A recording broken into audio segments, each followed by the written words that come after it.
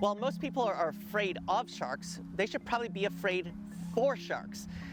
Globally, there are tens of millions of sharks that are killed every year. This is a story about how an apex predator needs our help. Their population decline directly affects the many ecosystems of the ocean, and in turn affects the entire planet, including you at home. While I've been diving with sharks for years, Dr. Neil Hammerschlag has been studying them for 2 decades. I'm the director of the University of Miami's Shark Research and Conservation Program. Here we do a lot of work looking at the behavior, the physiology, and ecology of sharks. Ultimately, we want to better understand how threats like climate change or overfishing or urbanization are going to impact the behavior and health of sharks, and in turn what that might mean for the ecosystem that depend on healthy shark populations. A lot of our work actually involves capturing sharks briefly and doing a workup on them. Essentially, we take measurements, we take biological samples, we also tag them, and then we release them to go pursue the rest of their life happily. From my experience spending thousands of hours diving with them in the water in their own environment, I can tell you they are not mindless killers. They are social, they are smart, they are curious. But it's also important to realize, they're not puppy dogs. They are predators, and therefore they deserve respect. And humans have not been respecting the more than 500 different types of sharks found around the world.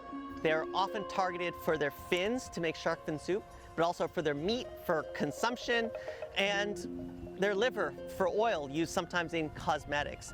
And this is just not something that a lot of people are aware of, which is actually driving many populations of sharks to become threatened. Cassandra Scott works with Shark Allies, a conservation group dedicated to restoring and conserving shark populations by improving shark conservation policies. She's been diving in South Florida for half a decade. So we've been seeing a lot more sharks with bullet holes in their heads, and it's been an issue with fishers around here thinking that there's too many sharks. And the issue runs a lot deeper than sharks just wanting to eat their fish. It could be ecosystems collapsing and them going for fishers' fish, which is an easier catch than having to go search down fish. But within dives, we can see 20 sharks, and 3 of them will have bullet holes, and they just, within the past couple years, are just starting to get more and more of them, unfortunately. And we have seen a shark dead on the seafloor with a bullet hole in its head. Which continues misconceptions about sharks. Here are some facts on why their populations can be slow to rebound. Sharks can take decades to reach sexual maturity. Pregnancy averages between 9 to 12 months, and they can produce as few as 2 offspring. On top of all of that, they may not reproduce every year. Some species have a resting phase of 1 to 2 years. So what would the world be like without sharks? I think that's a simple answer. It would be a scary place without sharks, just because so many different species depend on them. They're the white blood cells of the ocean. They take out the disease, the dead, and the dying, so they keep a lot of the populations of other fish in check, so we really need them in our oceans. How does that directly affect you at home? Well, it's a chain reaction.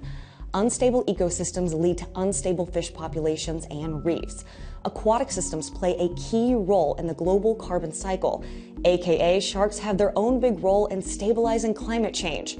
Plus, sharks are a part of ecotourism. They create jobs, and sharks have even helped in the development of technology like skin mimicking services that are used in the designs of drones and aircrafts. But there's still so much more being studied. One thing I can tell you is that it's not always easy to understand what happens to an ecosystem when it loses a top predator. But I often think of it like a super fancy watch. I'm not sure what's going to happen if I just go in and open it up and pull out a spring, but I can tell you it's probably not going to work as well. Here's how you can help. Some simple things that you've probably heard of before, and maybe some that you haven't. Choose sustainable seafood. Reduce your plastic consumption. You've also got beach and ocean cleanups that do so much good, and you can work to get legislation passed that protects marine life, like creating marine protected areas or catch limits for fishing. You can also become a citizen scientist, or even a professional one too. Check out sharktagging.com for more information. Your actions do make a difference. And we now know that human intervention can have very positive impacts. And one of the things that I'm very hopeful about is, despite the threats facing the oceans, there's never been, ever before, so many people committed to the oceans. There's never been so much awareness for ocean conservation issues. And there's never been as many regulations that have put in place to protect the oceans. And we are seeing signs of recovery, of rebound, of areas that are thriving following effective conservation and enforcement of protective measures.